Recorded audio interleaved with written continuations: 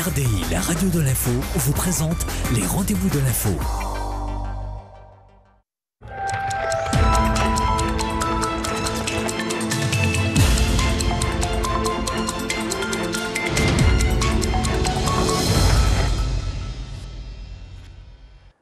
Bonsoir à tous et bienvenue dans le rendez-vous de l'info ce soir avec nos trois invités. Vous le savez, c'est l'actualité du moment, la grève des avocats. Notre première invitée, Régine Guéril-Sobeski, bâtonnier de Guyane, qui viendra nous dire pourquoi ils font grève. Est-ce que la grève va continuer demain, après-demain? La réponse dans quelques instants. Jean-Marie Fotzing, professeur des universités, demain à la Chambre de commerce, problématique du développement de la Guyane, très important dans notre pays, on en parle tout le temps, mais comment ça se passe? Comment on structure tout ça? La réponse avec Jean-Marie Fotzing. Et puis, vous l'avez vu également sur la chaîne ATG, sur ATG Sport notamment, l'US Matoury, en pleine forme en ce moment, ils ont gagné, ils continuent pour la Coupe de France et ils vont recevoir l'équipe d'Avranches. Ils connaissent déjà cette équipe. Que va-t-il se passer pour les jours à venir? Claude Koumba sera là pour nous en parler. C'est l'entraîneur adjoint de l'US Matoury. Bonsoir les filles. Bonsoir. Théanie, ce soir? Ce soir, on donnera des idées à ceux qui en ont marre de payer leur loyer. C'est vrai? Oui. Waouh! Vanessa? Ce soir, on parlera de la semaine pour l'emploi des personnes handicapées. Voilà le programme du rendez-vous de l'info qui démarre tout de suite avec la rédaction d'ATG, le journal, tout en images.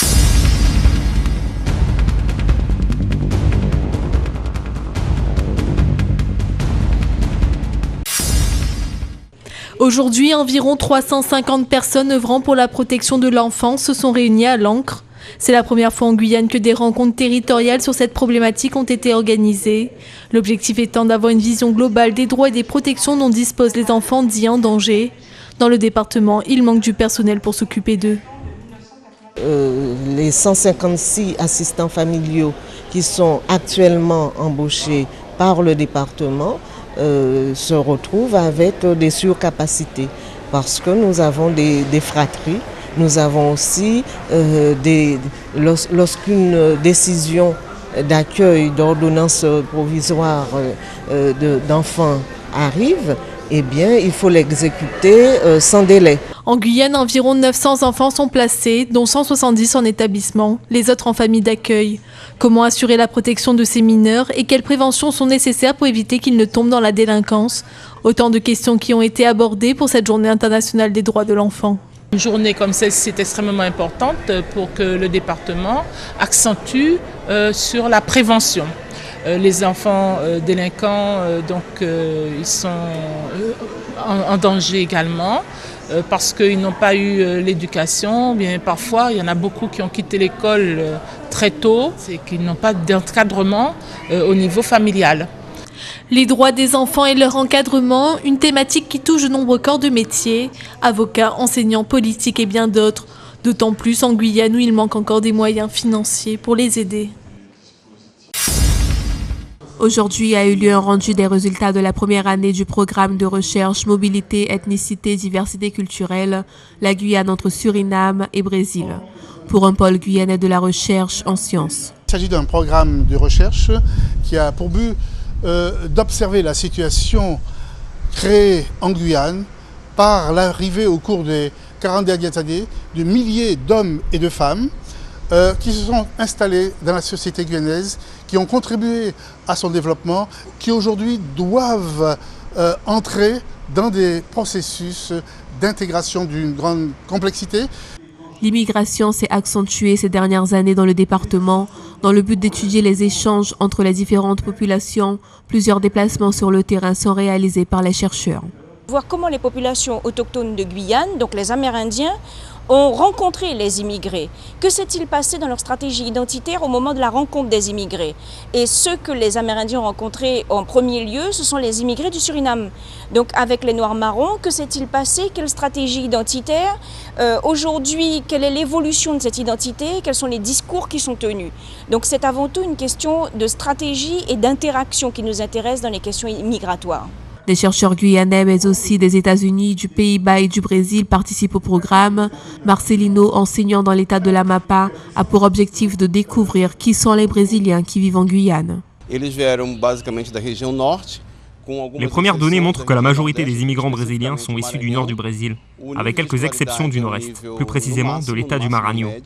Le niveau de scolarité reste moyen ou très bas. Ils viennent principalement en tant que main-d'œuvre. Então, assim, eles vêm para mão de obra especificamente, tanto a mulher quanto ao homem. La fin des recherches est prévue pour la fin de l'année 2015.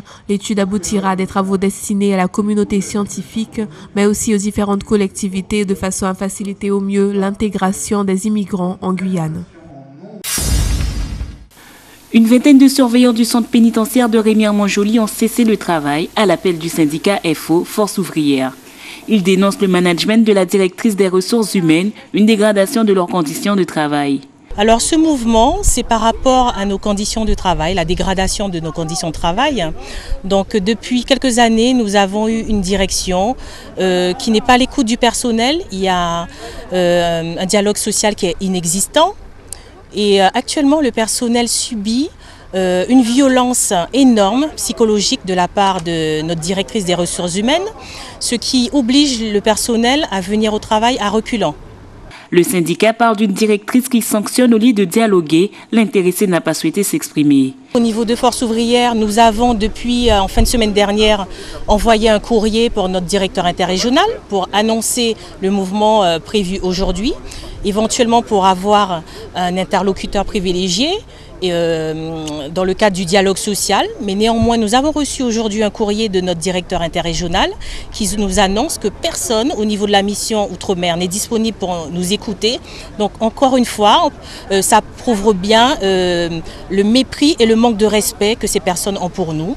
Et je souhaite dire également que Force ouvrière au sein du centre pénitentiaire de Guyane ne servira jamais de contremaître pour la direction et encore moins pour l'administration pénitentiaire. Si aucune solution n'est trouvée, ce mouvement de protestation risque de se reconduire. Dans le cadre de la 4e édition de la Journée nationale des jeunes, plusieurs initiatives ont été mises en place sur l'ensemble du département. Cette manifestation vise à rapprocher les jeunes du monde de l'entreprise. À l'hôtel de ville de Matoury, plusieurs stands d'information ont été installés pour informer les adolescents. De son côté, l'opérateur public régional de formation à travers son département Passerelle vers l'emploi organise également une journée de visite dans plusieurs entreprises. Le but, c'est de faire découvrir les métiers et susciter des vocations pour les jeunes. Parce que souvent, le jeune, quand il ne connaît pas son environnement économique de son territoire, les potentialités de métiers qui sont à développer, ce jeune a du mal à s'orienter et est loin d'imaginer qu'il a des potentiels, il a des capacités qu'il n'a pas du tout encore exploitées. Donc, accompagner ces jeunes-là et leur faire rencontrer des personnes qui ont réussi dans certains métiers et qui pourraient aujourd'hui avoir les mêmes parcours similaires que ces jeunes, eh bien ça peut leur donner des envies, ça peut leur donner des idées, c'est-à-dire finalement je ne suis pas incapable, j'ai des capacités, il faut simplement que je sois bien accompagné, bien encadré et pour pouvoir mettre en place votre projet de formation et accéder à un vrai métier.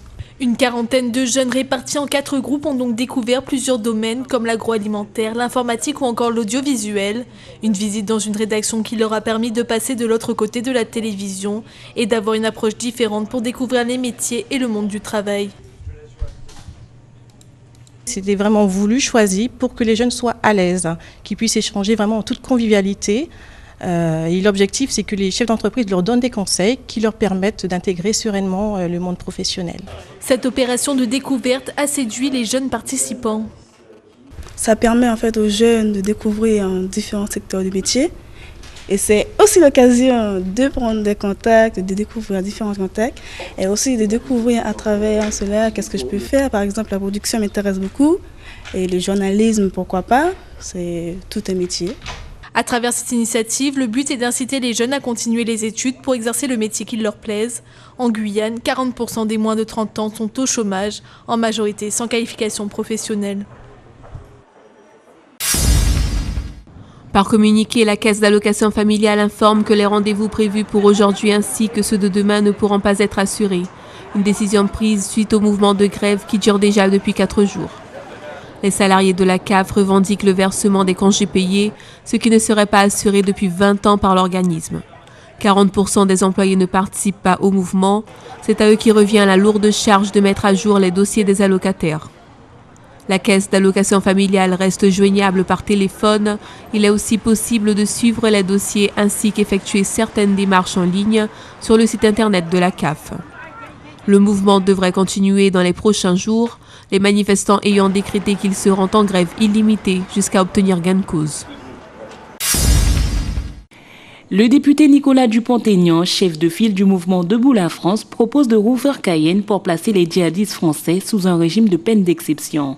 Il ne parle pas de bagne, mais associe Cayenne à un régime spécifique qui ramènerait bien à l'idée du bagne. Les réactions indignées des élus guyanais n'ont pas tardé à pleuvoir. La députée Chantal Berthelot lui demande de présenter des excuses aux Guyanais pour ses propos insultants. Le maire de Cayenne, Marie-Laure Finera-Hort, l'invite elle aussi à s'excuser pour de tels propos à l'égard de la population et à faire des propositions de bon sens comme le rétablissement du service civique militaire obligatoire. Le sénateur Antoine Karam et Gabriel Serville ont fait cause commune pour condamner ces propos. Ils ont rappelé que de telles affirmations renvoient aux heures sombres de l'histoire de la France. Le président de région, Rodolphe Alexandre, répond à Nicolas Dupont-Aignan qu'il peut d'ores et déjà faire une croix sur son projet, étant entendu que jamais les Guyanais ne toléreront sa concrétisation. Les élus guyanais protestent. Rappelons que les bagnes de Guyane sont officiellement fermées depuis 1938 et qu'il n'y en a jamais eu dans la ville de Cayenne, même si les îles du Salut appartiennent administrativement à Cayenne.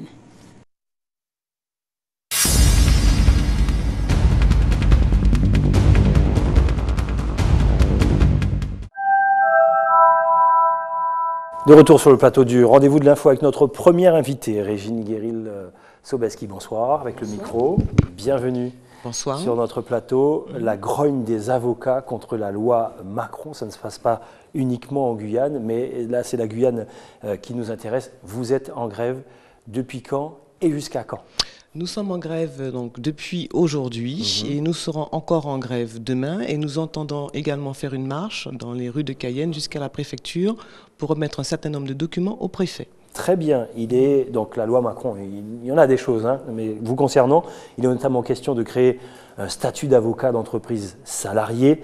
Pour vous, là on s'attaque de façon violente sur les principes même de la profession d'avocat. Expliquez-nous.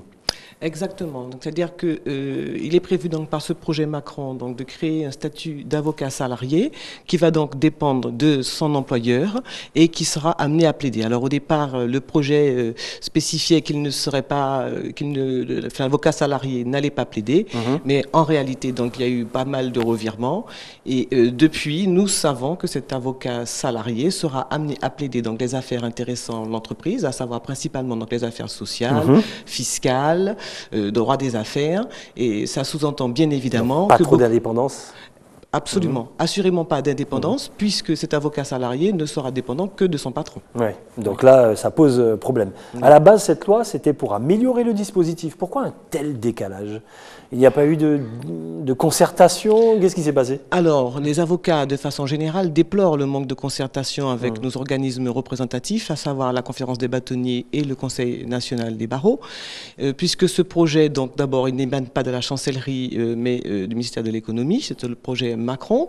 La chancellerie a essayé donc d'introduire un projet un peu différent qui n'est pas passé. Aujourd'hui, nous en sommes à c'est le troisième projet que nous avons donc reçu hier soir. Exact. Donc il y a beaucoup de modifications à chaque fois, mais pour l'essentiel, nous constatons que à la longue, les avocats du barreau parisien sont favorisés, et principalement donc les grands cabinets d'avocats, et que ce projet donc s'il passe risque d'entraîner donc à long terme la disparition de certains cabinets, des cabinets plus fragiles, et puis notamment donc le maillage de tous ces cabinets dans tous les départements de France et de Navarre. C'est-à-dire qu'en Guyane, il y aura de moins en moins donc de cabinets qui pourront donc survivre, parce qu'il s'agit carrément d'une question de survie.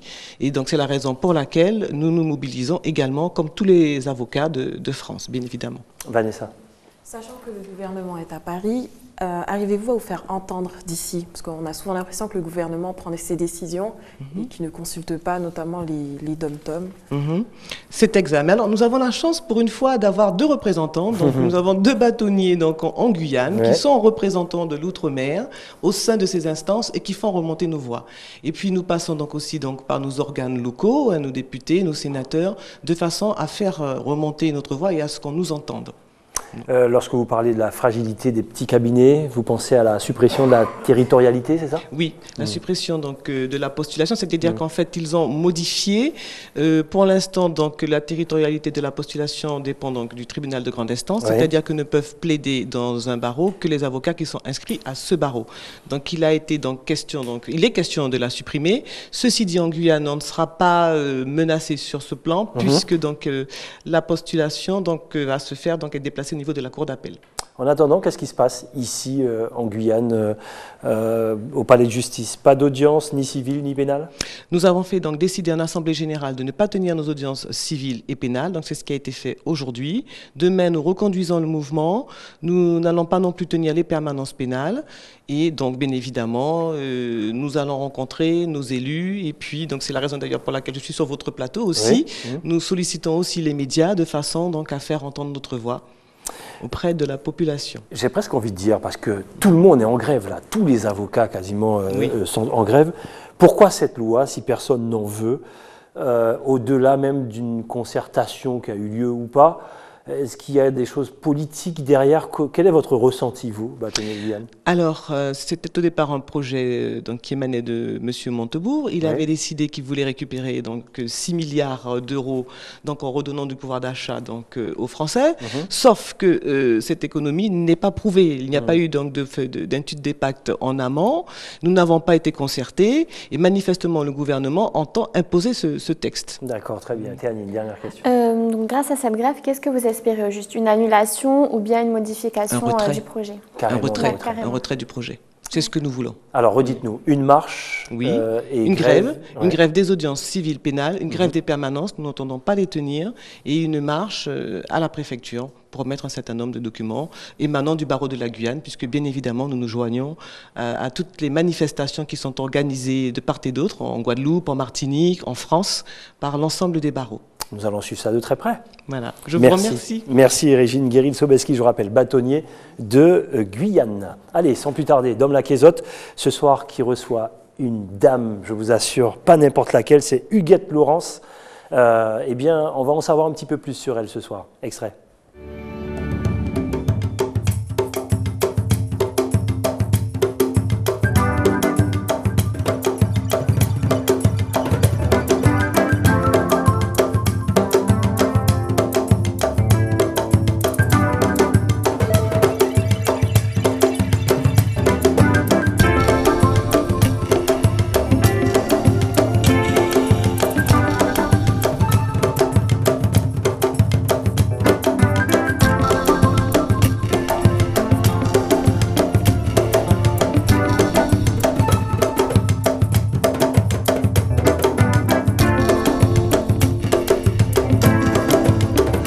Salut, bienvenue sur ATG de Dom Laquezotte. Alors aujourd'hui, je ne vous emmène pas découvrir une partie du pays, mais je vais vous faire découvrir, ou encore faire connaissance avec une sacrée personnalité de la société guyanaise.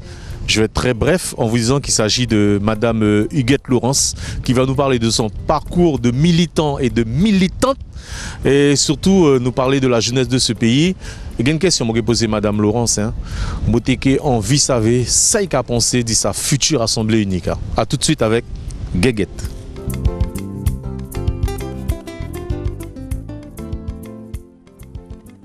Voilà, Huguette Laurence, à suivre absolument, c'est à 20h, c'est en prime sur ATG. Notre deuxième invité est déjà là avec nous, c'est Jean-Marie Fotzing, bonsoir. Bonsoir. Jean-Marie Fotzing, professeur des universités. Si vous êtes là, c'est parce qu'il y aura une conférence demain à 18h15 à la Chambre de commerce et d'industrie de la Guyane sur la problématique du développement de la Guyane. Tout le monde en parle. Tout le monde parle d'urgence de développement, mais un pays ne se développe pas comme ça de manière désordonnée. Il faut avoir la maîtrise pour apporter son expertise. Alors, qui organise cette conférence? Qui sont les experts, Jean-Marie Fotzing?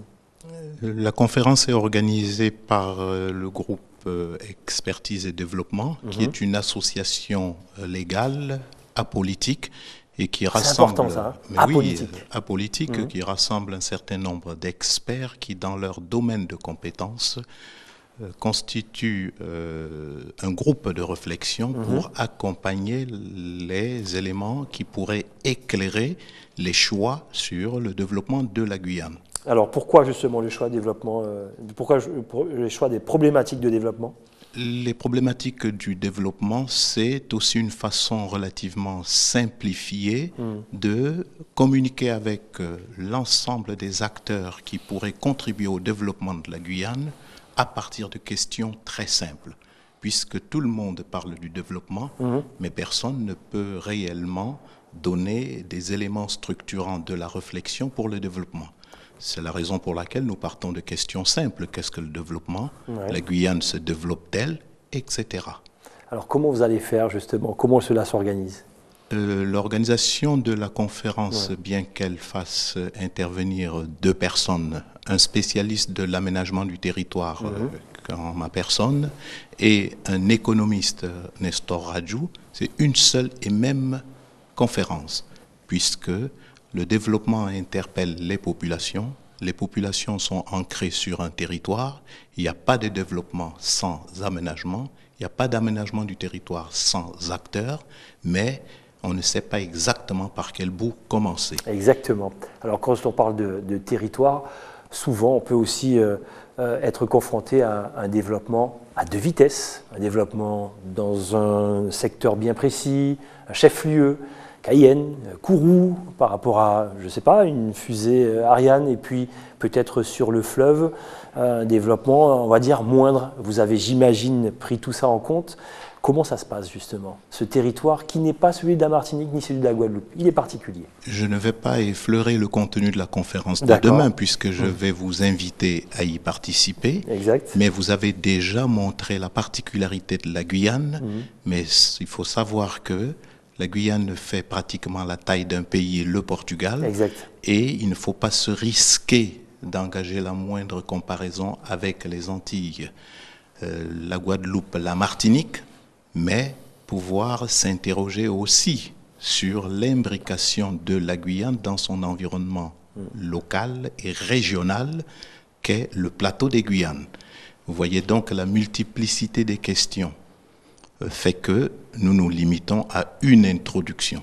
Mais cette introduction va ouvrir la porte à un ensemble d'autres conférences qui apporteront progressivement un éclairage sur cette question. Donc vous ne vous éparpillez pas.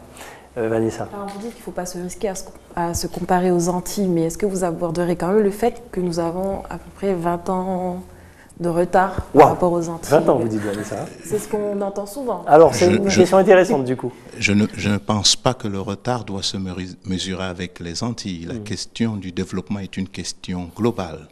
Nous devons donc placer la Guyane d'abord comme entité territoriale unique, mais la Guyane dans son environnement régional, et la comparaison va se faire à l'échelle internationale parce que nous sommes dans un contexte mondialisé.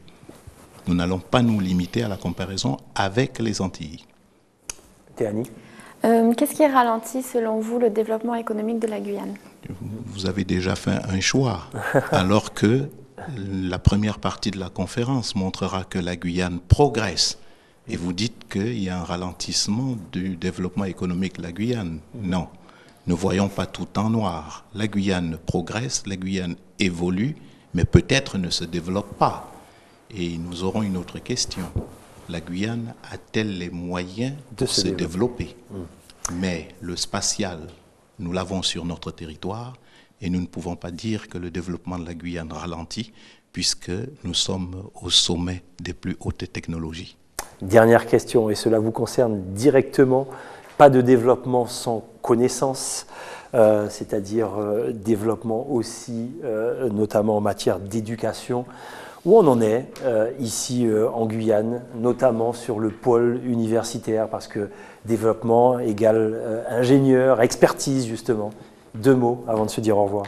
Monsieur Vernet, j'ai bien suivi dans les reportages qui ont précédé la restitution de travaux de recherche sur le pôle guyanais. Avec Serge Mamlamfouk. Et avec le professeur Serge Mamlamfouk. J'étais le numéro 1 sur le pôle guyanais. Aujourd'hui, il y a un autre numéro 1 à qui s'adresse plus directement la question. Donc, je n'en parlerai pas, mais j'assume toutes mes responsabilités en tant que professeur des universités et j'entends conduire mes étudiants au regard des engagements que j'ai pris dans le cadre de mes fonctions. Et cela vous ressemble bien. 18h15, la conférence demain, le rendez-vous à la Chambre de commerce. Vous attendez qui, quoi, comme public? Tout le monde? Nous attendons tous les acteurs susceptibles d'apporter leur contribution au développement de la Guyane. Personne ne doit être exclu. Et c'est la raison pour laquelle même nos étudiants ont été invités, parce que nous devons nous accorder sur ce dont on parle. Et quand on parle du développement, il faudra aussi évoquer d'autres questions comme ceux de la collectivité unique. Mais pour l'instant, nous commençons par le plus simple, au travers de quelques questions, pour montrer que le chemin reste à faire, mais il y a beaucoup de choses qui existent déjà. Très bien, monsieur Jean-Marie Fotzing. Je rappelle, 18h15 à la Chambre de commerce, et cela nous intéresse tous, bien sûr. À demain, donc. À demain, merci. Merci beaucoup.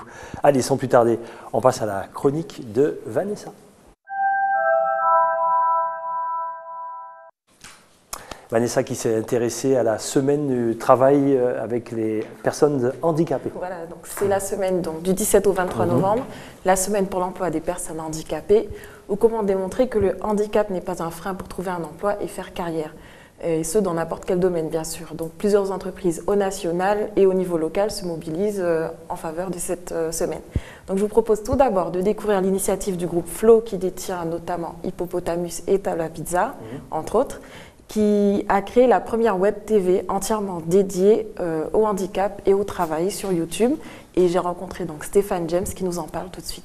On regarde.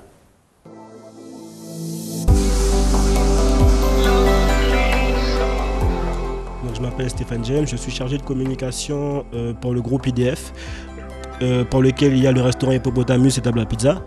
Donc je suis là pour vous présenter un petit peu dans ce que notre groupe a mis en place en Guyane pour la semaine de l'emploi des handicapés. Donc ils ont mis en place sur YouTube une chaîne web TV, Flow Handi Plus TV. Donc les fonds qui seront récoltés seront reversés directement à des organismes spécialisés. Localement, le groupe IDF donc, a mis en place un partenariat avec la GFI afin de prendre dans nos sociétés durant une journée un handicapé, afin de lui présenter un petit peu le métier, de vérifier si nos restaurants sont entre guillemets adéquats afin d'accueillir un salarié handicapé. Nous avons aussi donc au sein du groupe 2 salariés handicapés, un en cuisine au niveau du restaurant Table à Pizza et moi au niveau administratif en tant que chargé de communication. Pour le mois de décembre, nous avons aussi donc un partenariat avec l'association Handisport qui débutera le 27 décembre et qui va se terminer d'ici à peu près au début du mois de janvier. Ce partenariat a pour but d'accueillir en Guyane une équipe de métropole handicapée spécialisée ainsi que des formateurs afin de former localement nos sportifs et nos formateurs afin d'avoir en Guyane un niveau sportif des handicapés de haut niveau. L'handicap n'est pas une limite, que l'handicap ne bloque pas entre guillemets les atouts de tout un chacun. Chacun a la possibilité de se développer, de faire entre guillemets émerger ses talents. Donc voilà un petit peu l'idée du groupe IDF aujourd'hui. Les forces sont en marche. Donc voilà un programme TV pour mieux vivre avec son handicap illustré par des très beaux reportages sur le terrain. Donc pour en savoir plus, rendez-vous sur la chaîne YouTube Flow Handi Plus TV. Donc une autre entreprise très connue en Guyane s'est mobilisée aussi dans le cadre de cette semaine, donc c'est EDF.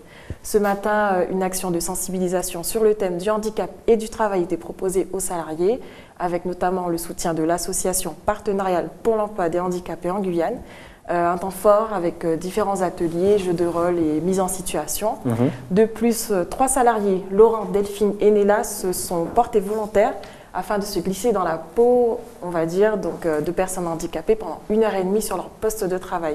Donc ils étaient donc soit en situation de handicap moteur, soit déficient visuel ou sourds et muets. Et donc à la fin de cette expérience, ils ont pu échanger avec les partenaires et d'autres salariés. Donc voici les images. On y va. Alors aujourd'hui, dans le cadre de cette semaine de l'handicap, j'ai eu l'occasion de participer, en tous les cas de me mettre dans le rôle d'un déficient visuel. La proposition a été faite. Pourquoi est-ce que je l'ai acceptée? Parce que habituellement je côtoie des personnes en situation de handicap, notamment dans le cadre auditif. Et je trouve important de se mettre à la place de ces personnes, de comprendre leur réalité, comment ils affrontent le monde dans lequel ils évoluent.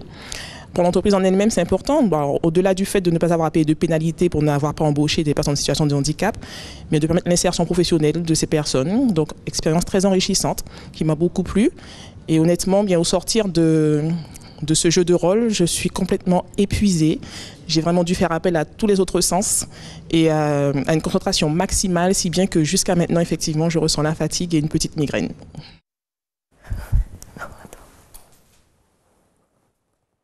Donc, sachez que ces deux entreprises, Hippopotamus et EDF Guyane, seront présentes au premier salon Handi Valide qui se déroulera ce week-end au PROC de Matoury. Alors, merci à Stéphane de l'Hippopotamus, à Madame Gressieux, Monsieur Manger qui ont organisé la journée de sensibilisation à EDF. Et surtout, n'oubliez pas que le handicap est l'affaire de tous. On ne naît pas handicapé, on peut le devenir à tout âge. Merci en tout cas pour ce joli reportage signé Vanessa. On passe tout de suite à la chronique de Théanie. Théanie, on peut trimballer sa maison n'importe où, mais il faut avoir un peu de talent, non? Oui, il faut avoir un peu de talent. Non quand même.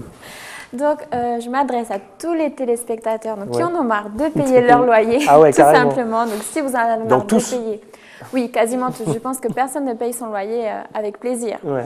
Donc, pour tous ceux qui en ont marre de payer leur loyer ou des taxes d'habitation tout simplement trop chères, donc suivez l'exemple d'Alek Lizewski, 31 ans. Concepteur de site web qui a lâché la maison qu'il louait pour construire lui-même son propre logement. Donc je vous laisse regarder quelques images. D'accord, très bien.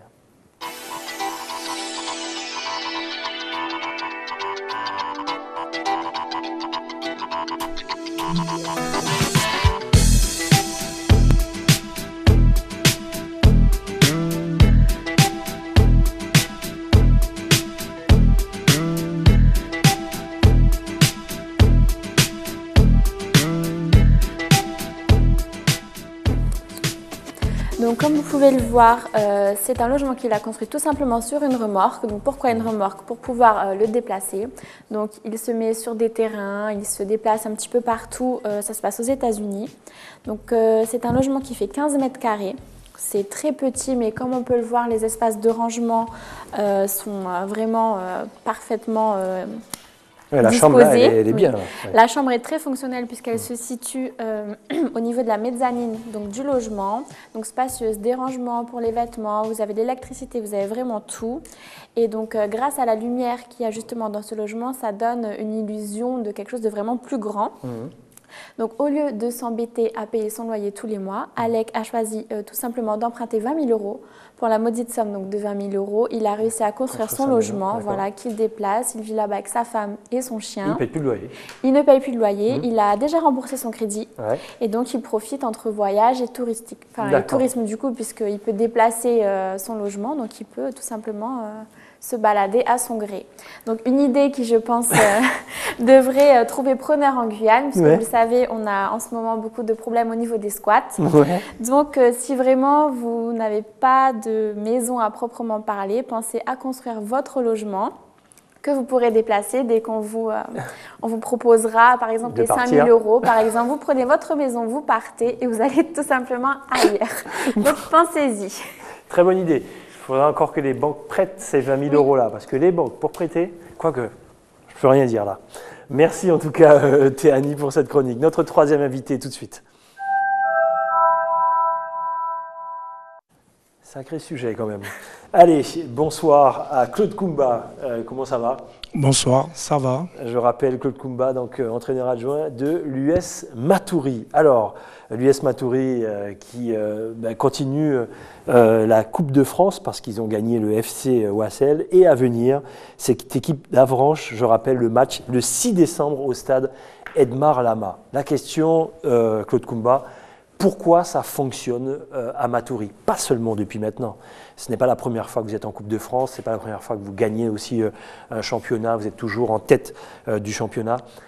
C'est quoi le secret de l'équipe de Matoury? Il n'y a qu'un secret. Hein. Ne dites pas le travail. Alors, j'allais vous le dire.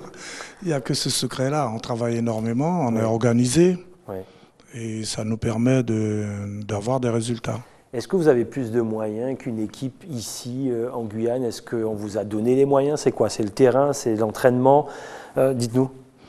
Non, non, non, nous sommes comme toutes les autres équipes, mais nous travaillons énormément au niveau de toutes les catégories, ce qui fait, à un moment donné, le travail paie.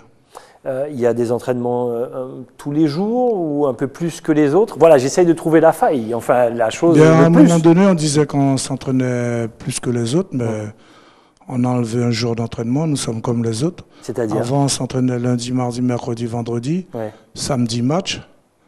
Maintenant, on a enlevé le lundi. D'accord. On fait mardi, mercredi, vendredi et samedi compétition. Dans votre équipe à l'US Matoury, est-ce que vous parliez de toutes les catégories?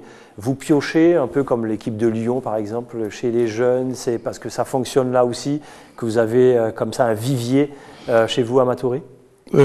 C'est vrai qu'on a quelques jeunes là qui viennent de notre école de football, mais vous savez, c'est dans une grande masse qu'on arrive à sortir un minimum de talentueux. Ouais, c'est vrai. Donc, ceci dit que parfois on va chercher à l'extérieur aussi. Vanessa. Pour le prochain match, l'entraîneur a dit que ce n'est pas un tirage favorable. Mais alors, est-ce que les joueurs y croient? Parce que tant que l'arbitre n'a pas sifflé, de toute façon, la fin du match, le match n'est pas terminé. Non, c'est vrai, ce n'est pas un tirage favorable parce que nous allons aborder des professionnels, mais sur un match, tout est possible. On a déjà vu des équipes de division d'honneur battre des équipes de Ligue 1. On a l'USKVI qui, l'année dernière, est arrivé en finale. Ça s'est déjà produit à plusieurs reprises. Donc, moi, je pense que nous allons nous atteler à maintenir le même travail qu'on fait. Et on va essayer quand même de produire un peu mieux. À chaque sortie, on essaie de produire, de monter de notre niveau. Théanie? Est-ce que justement vous avez une préparation spécifique pour la réception d'un match de Coupe de France à domicile? Ben oui, c'est vrai que nos prestations avant notre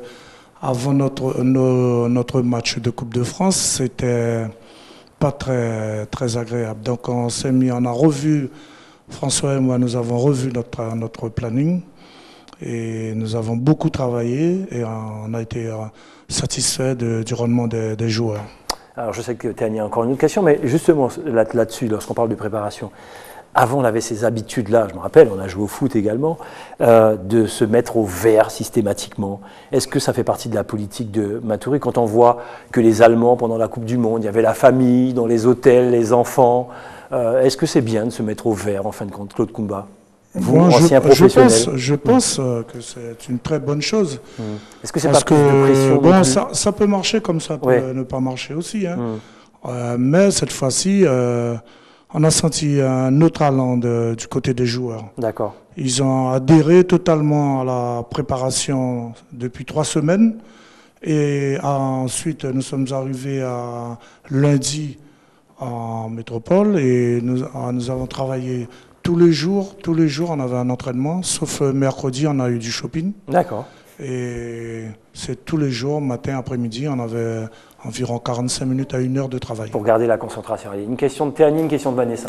Je sais qu'avant un match à domicile, les joueurs sont souvent plus confiants. Est-ce que c'est le cas pour le prochain match à venir?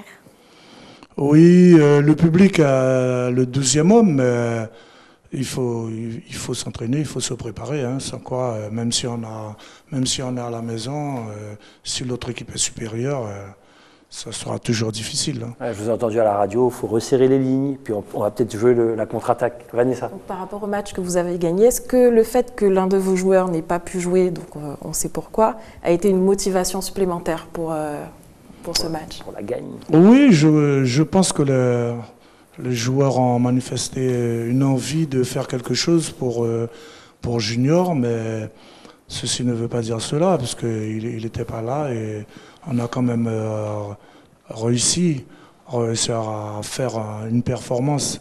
Mais avec Junior, peut-être ça aurait pu être mieux. Hein.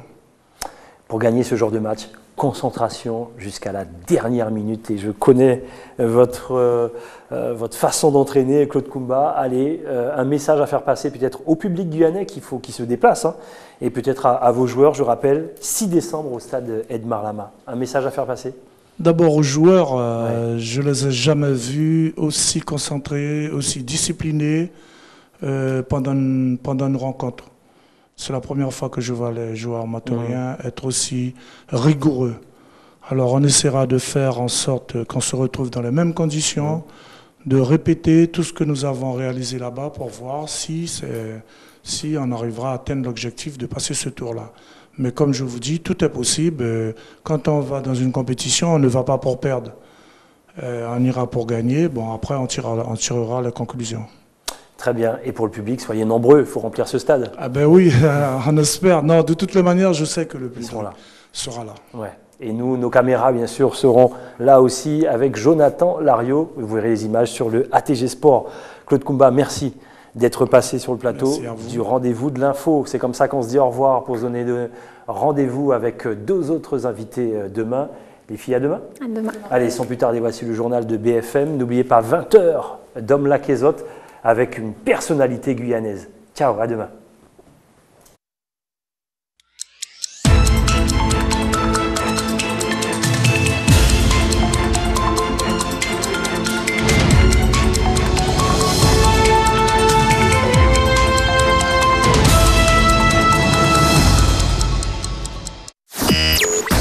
RDI, la radio de l'info, vous a présenté les rendez-vous de l'info.